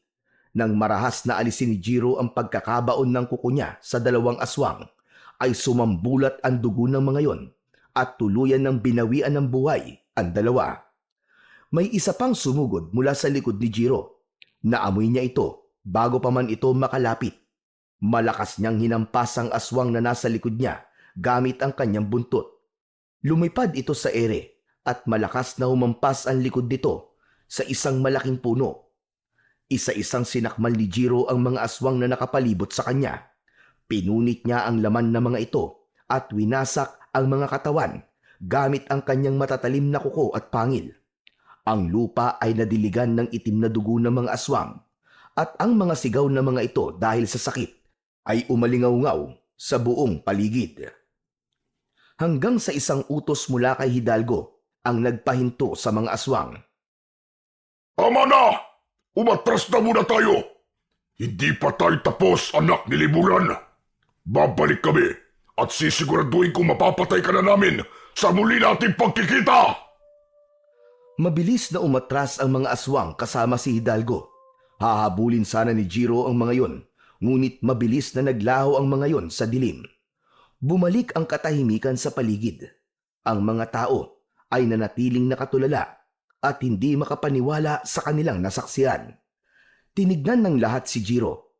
Ang ilan ay nanginginig sa takot. Alam ni Jiro na hindi pa alam ng mga tao kung kakampi ba siya o gaya rin siya ng mga aswang na pumapatay ng mga tao. Nang makita ni Jiro na palapit sa kanya si Lolo Emong, ay mabilis siyang tumalikod at tumakbo pabalik sa gubat. Walang tigil sa pagtakbo si Jiro hanggang sa marating na niya ang kagubatan. Habang tumatakbo siya, ay naramdaman niya ang init ng mutya na nasa loob ng kanyang katawan. Napahinto siya nang magliwanag ang buo niyang katawan at unti-unti siyang bumalik sa pagiging tao. Hinigop ng mutya ng asong gubat ang liwanag hanggang sa tuluyan ng naglaho ang liwanag na yon. Habol ni Jiro ang kanyang paghinga. Pagod na pagod siya sa naging laban niya kanina. Ngunit hindi niya maitatanggi na napakasaya niya dahil napatunayan niyang totoo ang kapangyarihan ng mutya. Bukod doon ay nagawa pa niyang mapaatras ang mga aswang. Makalipas ang ilang sandali, isang malamig na hangin ang naramdaman ni Jiro. May nakita siyang liwanag sa kanyang harapan at mula roon ay lumitaw ang kanyang ina na si Libulan. Nakangiti ito at bakas sa muka ang labis na kasiyahan. Nagagalak ako at ligtas ka, anak. Binabati rin kita dahil nagawa mong ipakita sa mga aswang ang iyong tapang at lakas. Ngunit hindi pa dito natatapos ang laban, anak. Hanggat hindi mo napapatay si Hidalgo, hindi titigil ang kadilimang bumabalot sa baryo niyo. Siya ang punot dulo ng lahat ng ito, kaya kailangan mo siyang tapusin sa lalong madaling panahon. Napakagat ng labi si Jiro. Alam niya na kahit napaalis niya ang mga aswang sa gabing yon, ay babalik at babalik pa rin ang mga ito. hindi siya maaaring maging kampante hanggat hindi niya nawawakasan ang buhay ni Hidalgo. Salamat po sa lahat ng itinuro niyo sa akin, Ina. Salamat dahil binigyan mo ako ng pagkakataon na may pagtanggol ang aming baryo. Kung hindi po dahil sa inyo, hindi ko magagawa ang lahat ng ito. Maraang lumapit si Jiro. Ang tanging nais niya ng sandaling yon ay maramdaman ang yakap ng isang ina. Kaya naman, hindi na siya nagkaroon ng pagdadalawang isip na yakapin ng mahigpit si Libulan. Nagulat si Libulan, ngunit agad din itong gumanti ng yakap. Isa yung mahigpit na yakap na punong-puno ng pagmamahal. Sa unang pagkakataon, hindi na itinanggi ni Jiro sa kanyang sarili na may dugo siyang diwata. Buong puso niya nang tinanggap ang katotohanan na yon dahil napagtanto niya na kung hindi dahil sa ina niyang si Libulan ay hindi niya magagawa ang nagawa niyang kabayanihan ng gabing yon. Matapos na makausap ni Jiro si Libulan, ay naglakad na siya pabalik sa kanilang bahay. Nang matanaw niya ang kanilang bahay, ay nakita niya si Lolo Emong na nakaupo sa may hagdan. Nang lumapit siya rito, ay agad itong tumayo at sinalubong siya. Jiro, pabihira ka bata ka sa kamagaling. Bakit ka tumakbo kanina? Pasensya na po, Lolo. Natakot po kasi ako nang marinig kong may mga aswang na umaatake. Baka po pumasok po sila sa loob ng bahay kaya po tumakbo po ako at nagtago po ako sa gubat. Saglit na natahimik si Lolo Emong bago bumuntong hininga. Pasaway ka talagang bata ka. Pero hayaan mo na yon. Ang mahalaga ay ligtas ka.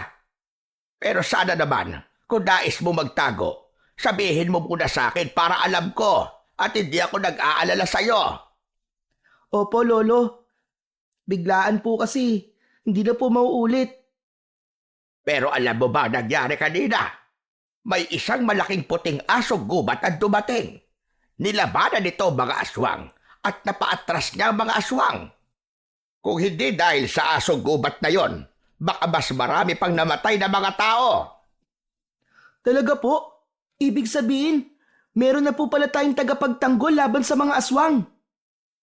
Sana nga. Sana totoo ngang tagapagtanggol ang asong gubat na yon. Hindi nakaimik si Jiro. Nais niyang sabihin sa lolo niya na hindi nito dapat pagdudahan ang puting asong gubat sa layunin nito kung bakit ito nakipaglaban sa mga aswang. Pero mas pinili niyang manahimik na lamang. Hala, sige na. Bukas na lang natin pag-usapan ito at matulog ka na. Alam kong pagod ka rin. Tumango si Jiro. Pumasok na sila sa kanilang bahay at dumiretso sila sa papag. Pagkahiga ni Jiro ay agad niyang naramdaman ang pagod mula sa naging laban niya kanina. Sa isang iglap, napapikit siya at agad na nilamon ng mahimbing na pagtulog. Maliwanag na nang magising si Jiro. Napahikab siya at tumingin sa paligid. Medyo tanghali na. Alam niya na hindi siya ginising ng lolo niya dahil wala siyang pasok sa eskwelahan. Bumangon na siya at nagtungo sa hapagkainan. May nakahain na doon na kanin, pritong isda at pritong itlog. Nagtimpla siya ng kape at nagsimula na siyang mag-almusal. Napangiti si Jiro nang maalala ang nangyari nung nakaraang gabi. Hindi pa rin siya makapaniwala na nagbago siya ng anyo at naging isa siyang asong gubat. Maya-maya pa, bumukas ang pinto at pumasok si Lolo Emong na may dalang isang bayong na puno ng gulay. Aba, gising ka na pala, Jiro. Mabuti. Para may katulong ako magluto mamaya. Saan po kayo galing, Lolo? Nagpunta ako sa palengke kanina. Habang papunta nga ako ron, ay nakasalubong ko yung kaklase mong si Atong. Hinahanap ka nga eh. At sabi ko ay tulog ka pa. At sabi niya, mahihiramin daw siyang libro sa'yo. Sabi ko puntahan ka na lang rito. Nagpunta na ba siya? Hindi pa po. Tuloy-tuloy po kasi ang tulog ko eh. Malamang nagpunta na yun dito at hindi ka nalang ginising nang kunin niya yung libro na hinihiram niya sa'yo. Magsasalita pa sana si Jiro nang may maramdaman siyang kakaiba sa kanyang leeg. Napahawak siya roon at nanlamig siya Nang mapagtanto na wala na sa leeg niya ang kwintas, tumayo siya at agad na bumalik sa higaan. Hinanap niya sa mga unan at kumot ang kwintas, ngunit hindi niya yon natagpuan. Bumalik si Jiro kay Lolo Emong upang magtanong. Lolo, nakita niyo po ba yung kwintas ko? Nawawala po eh. Aba, kanina ko pa nga napapansin na hindi mo yun suot. Ang akala ko hinubad mo muna. Napalunok si Jiro. Isa lang ang naisip niyang posibilidad kung bakit wala ang kwintas niya. Tanging si Atong ang naisip niyang salarin dahil ito lamang ang pumasok sa bahay nila. Kaya hindi na siya nagdalawang isip. Nagmamadali siyang lumabas ng bahay at tinungo ang bahay ni na Atong. Walang tao roon nang dumating siya pero nakabukas ang pinto. Tahimik na pumasok si Jiro at iginala niya ang mata sa paligid. Sa isang maliit na lamesa ay nakita niya ang kanyang kwintas. Agad niya yung nilapitan at kinuha. Hindi niya maintindihan kung bakit yun kinuha ni Atong. Gayong sigurado siyang walang alam si Atong sa kung ano talaga ang kwintas niya. Aalis na sana si Jiro pero pagharap niya ay nakita niya ang kaibigang si Atong na nakatayo sa may pintuan. Namumutla ito habang nakatingin sa kwintas na hawak ni Jiro. Ibalik mo sa akin ang kwintas, Jiro! Kailangan kong ibigay ang kay Hidalgo para matapos na ang pagsalakay ng mga aswang sa baryo natin! Nagulantang si Jiro sa kanyang narinig. Alam mo kung ano ang kwintas ko na to? Oo, alam ko na yan ang mutya ng asong gubat at hindi lang yun ang nalaman ko. Alam ko na rin kung sino ka. Ikaw ang anak ng diwata ng buwan na si Libulan. Matamang nakatitig si Jiro kay Atong habang mahigpit ang pagkakahawak niya sa mutya. Hindi niya alam kung paanong nalaman ni Atong ang kanyang lihim. Paano mo nalaman ng lahat ng yon, Atong? Sinundan ko kagabi ang puting asong gubat nang mapaatras niya ang mga aswang. Nakita ko na ang asong gubat at ikaw ay iisa. Nakita ko rin na nakipag-usap ka kay Libulan at base sa pag-uusap nyo, alam kong ikaw ang anak niya. Kaya Jiro, ibigay mo na lang kay Hidalgo ang mutya. Kapag ginawa mo yun, titigil na mga aswang sa pagsalakay nila sa baryo natin. Hindi na tayo mabubuhay sa takot. Hindi totoo yan, Atong. Kung ibibigay ko kay Hidalgo ang mutya, mas lalo lang siyang lalakas. Hindi siya titigil sa kasamaan niya. Kahit papunta pa sa kanya ang mutya, ay sigurado kung hindi siya titigil sa pagsalakay sa baryo natin. Hindi solusyon ng pagsuko, Atong. Kailangan labanan natin si Hidalgo. At gagawin ko ang lahat para tapusin ang kasamaan niya. Pinapangako ko yun. Nanatiling tahimik si Atong. Maya-maya pa ay nanginig ang balikat nito hanggang sa bumagsak ang mga luha nito. Nilapitan nito si Jiro at tinapik ito sa balikat. Patawad, Jiro. Natakot lang kasi ako eh. Ayoko may masaktan at mamatay pa kaya kinuha ko sa iyo mutya para ibigay sana kay Hidalgo. Hindi ko naisip na malaki ang posibilidad na nagsisinungaling siya sa ipinangako niya na sa oras na maibigay natin sa kanya ang mutya ay titigil siya sa pag-atake. Naiintindihan kita, Atong. Alam kong natatakot ka at hindi kita masisisi. Pero sana, magtiwala ka sa akin. Hindi ako papayag na manaig ang kasamaan ni Hidalgo. Tatapusin ko siya at ang paghahasik niya ng lagim. Pero sana ay wala mo ng ibang makakaalam sa nalaman mo tungkol sa akin, ha? Mangako ka, Atong. Mangako ka na wala kang ibang pagsasabihan. Pangako, Jiro. Walang makakaalam ng sikreto natin. Patawad ulit. Patawarin mo ko. Isang matipid na ngiti ang pinakawalan ni Jiro. Matapos yun, ay nagpaalam na siya kay Atong at nagsimula na siyang maglakad pabalik sa bahay nila. Lumipas ang ilang gabi na tahimik ang baryo ni Jiro. Walang mga aswang na sumalakay pero hindi naging kampante si Jiro. Naniniwala siya na muling sasalakay sina Hidalgo sa gabing hindi nila inaasahan. At hindi nga nagkamali si Jiro.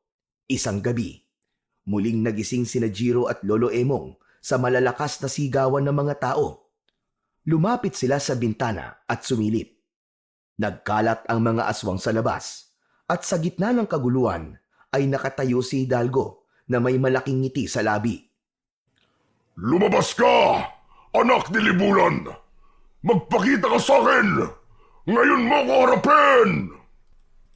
Alam ni Jiro na hindi na siya dapat magsayang ng oras at kailangan niya ng kumilos. Mabilis siyang tumakbo palabas, pero bago pa siya makarating sa pintuan, ay mahigpit siyang hinawakan ni Lolo Emong sa kanyang braso. Saan ka pupunta, Jiro? Hindi ka pwedeng lumabas. Hindi na kita hayaang magtago na naman sa kung saan.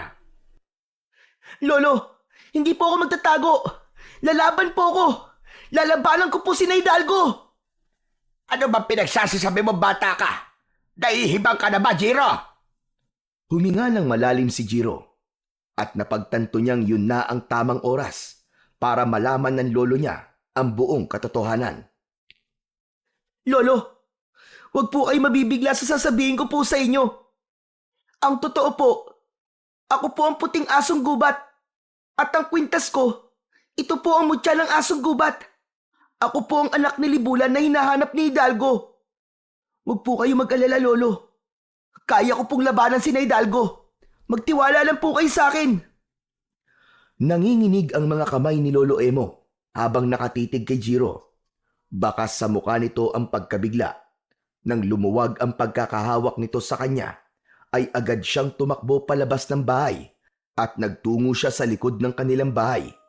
Doon ay pumikit siya at hinawakan ang mutya. Sinubukan niyang maging asong gubat pero hindi siya nagtagumpay na magbagong anyo. Napatingala si Jiro sa kalangitan at doon niya napagtanto na hindi bilog ang buwan. Nanlamig siya nang mapagtanto niyang wala siyang kakayahan na maging isang asong gubat. Pero hindi pa rin siya nawalan ng pag-asa. Kinuha niya ang itak na nakapatong sa ibabaw ng mga panggatong na kahoy. Matapos yun, ay malalaki ang mga hakbang na lumabas siya sa kanilang bakuran upang harapin sina Hidalgo. Nagtungo si Jiro sa sentro ng kaguluhan habang may bitbit na itak. Nang makita niya si Hidalgo na nakatalikod sa gawi niya, ay hindi siya nagdalawang isip na tawagin ang pansin nito. Hidalgo! Ako ang hinahanap mo! Ako ang anak ni Libulan! Mabilis na lumingon si Hidalgo at malakas na tumawa.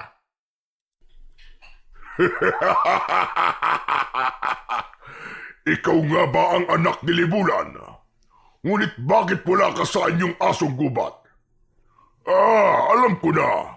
Dahil hindi bilog ang buwan ngayon. Tama ba ako? Akala mo ba ay hindi ko malalaman ang kahinaan mo? Bata, sinabi sa akin ng isang babaylan na hindi ka magiging asong gubat kapag hindi buo ang buwan. Asong gubat man ako o hindi, pababagsakin pa rin kita! Kung ganoon, patunayan mong kaya mo ko, anak ni Libulan. Matapos yung sabihin ni Hidalgo, ay mabilis na kumilos ang mga aswang at sabay-sabay na lumundag ang mga yon papunta kay Jiro. Ngunit hindi umatras si Jiro at mas lalo pa niyang hinigpitan ang kapit niya sa kanyang itak. Sa isang mabilis na galaw, pinutol niya ang kamay ng isang aswang na umatake sa kanya. Isa pang aswang ang sumugod mula sa kanyang kanan. Ngunit mabilis niyang iniwasan ang matatalim nitong kuko at sinaksak niya ito sa tiyan. Hanggang sa pinahinto ni Hidalgo ang mga aswang sa pag-atake kay Jiro. Lumayo ang mga aswang kay Jiro at humakbang si Hidalgo palapit sa kanya. Gusto ko na ako mismo ang papatay sa'yo. At kapag napatay na kita, kukunin ko na sa'yo ang mutya ng asong gubat. Masyadong mataas ang pangarap mo, Hidalgo. Sa tingin mo ba, ay papayag ako na makuha mo ang mutya? Tumiim ang bagang ni Hidalgo at mabilis itong sumugod kay Jiro. Sinalubong ni Jiro si Hidalgo at iniwasan niya ang mga kuko nito na muntik nang bumaon sa mukha niya. Ngunit sa pag-iwas niya ay biglang sumulpot si Hidalgo sa likod niya at nagawa siya nitong kalmutin sa likod. Napadapa si Jiro sa lupa at nakita niya ang mga tao na nakatingin sa kanya. Bakas sa mga mata ng mga yon ang pag-asa na magagawa niyang talunin si Hidalgo. Nakita niya rin si Lolo Emong at naramdaman niya ang tiwala nito sa kanya. Tumayo si Jiro pero agad siyang inatake ni Hidalgo at bumaon ang mga kuko nito sa tiyan niya. Napaluhod siya uli sa lupa habang habol ang paghinga. Napagtanto niya na hindi sapat ang lakas at kapangyarihan niya para talunin si Hidalgo kapag wala siya sa anyong asong gubat.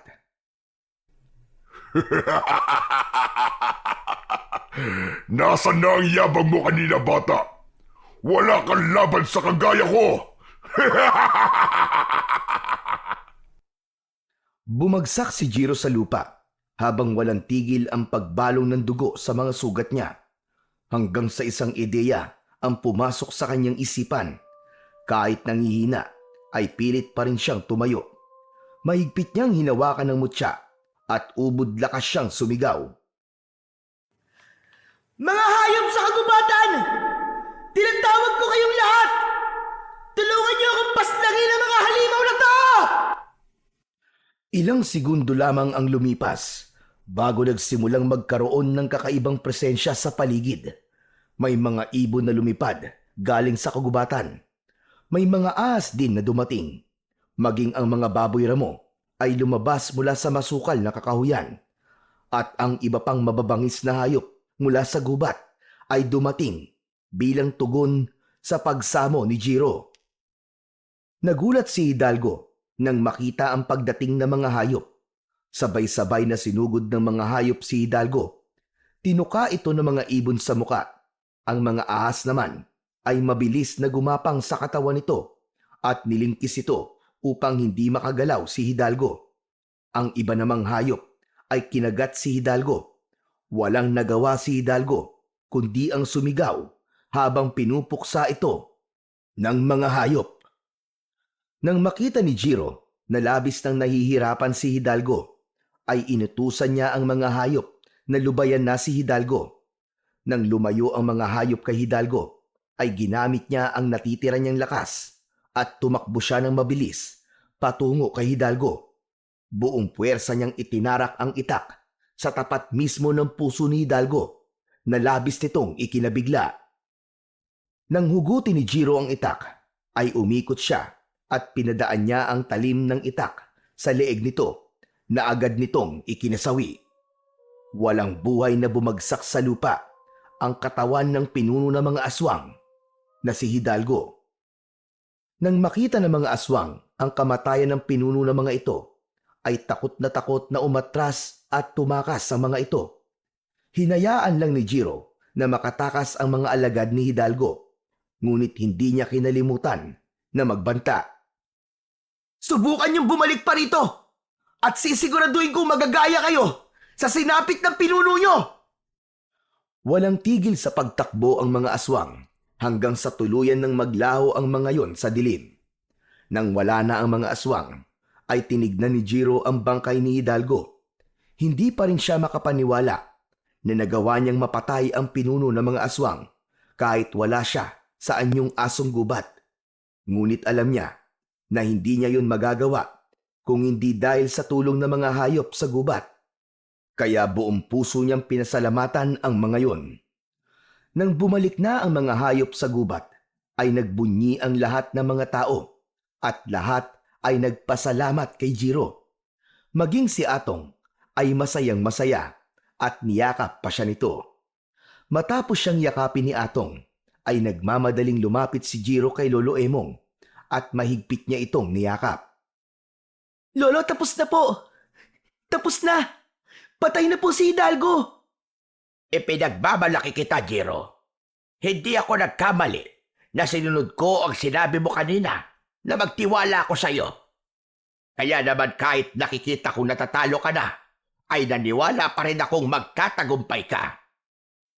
Maraming salamat po, Lolo. Pero, hindi po ba kayo natatakot sa akin ngayong nalaman niyo na po kung sino talaga ako? Kahit ano o kung sino ka pa man, tanggap kita, Jiro. Ikaw pa rin ang apo ko. Ikaw pa rin ang Jiro na nakita ko sa gubat at pinalaki ko. Wala akong dahilan para matakot sa'yo, Apo. Nang marinig yun ni Jiro, ay tuluyan ang bumagsak ang mga luha niya dahil sa labis na kasiyahan. Bukod sa pagpaslang kay Hidalgo, ang pagtanggap sa kanya ni Lolo Emong ang pinakamahalagang bagay na nangyari sa buhay niya ng gabi na yon. Makalipas ang ilang buwan, unti-unting bumalik sa normal ang buhay ng mga tao sa baryo ni Jiro. Sa kabila ng katotohanang naiiba si Jiro sa lahat, tinanggap siya ng mga tao bilang isang bayani. Kasama si Lolo Emong, namuhay si Jiro ng tahimik at payapa. Paminsan-minsan, umaalis si Jiro upang makipagkita kay Libulan sa kagubatan. Bagamat nagdesisyon si Jiro na manirahan sa mundo ng mga tao, ay hindi pa rin huminto si Libulan na gampanan ang pagiging ina nito kay Jiro. Nang sandaling yun, ay wala nang mahihiling pa si Jiro, kundi ang maging habang buhay na ang kapayapaan sa baryo nila na minsang sinubok ng kadiliman, ngunit sa huli, ang liwanag at kabutihan pa rin ang namayagpag.